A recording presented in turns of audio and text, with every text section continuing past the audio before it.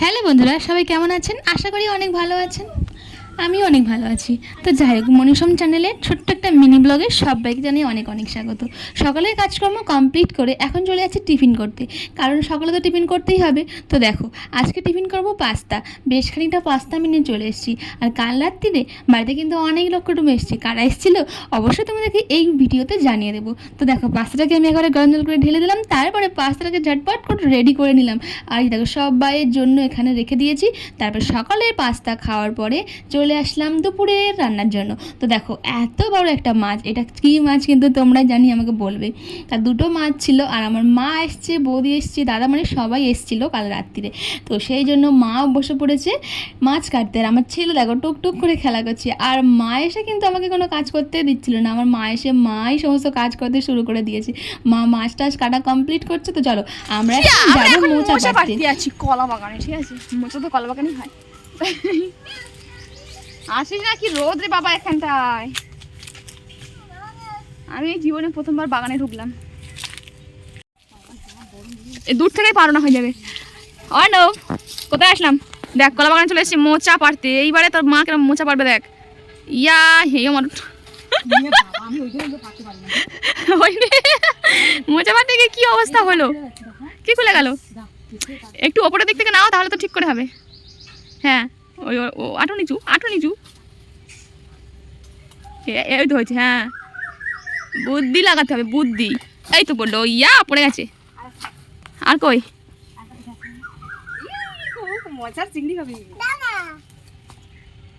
আর তোর মায়ের অনেক সাহস, দেখ কত সাহস।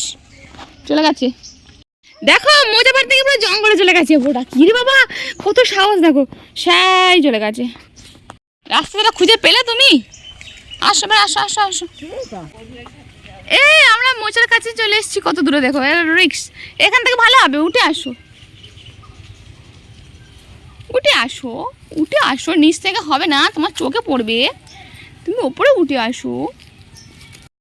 সবে দুটো কালেক্ট করা হয়েছে, এইটা মনে হচ্ছে। না পিছন আসিস না, সব তোর মা মেরে দেবে। এখন দুমদাম মেরে দেবে।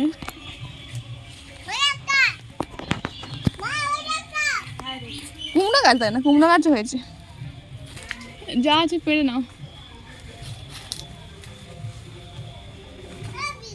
হ্যাঁ,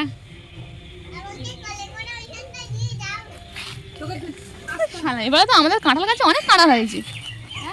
আমাদের কাঁঠাল গাছে তো এবার অনেক কাঁঠাল হয়েছে। এই অনেক হয়েছে, তুমি দেখতে পাবে না। এই তো আমি দেখতে পেয়েছি। ওই তো বাহ, বউটা তো এক চান্সে পেরে নিল। বাবা শিখে গেছে। চল এবার হয়ে যাবে নাকি? আর নেই, দেখতে পাচ্ছি না গাছে।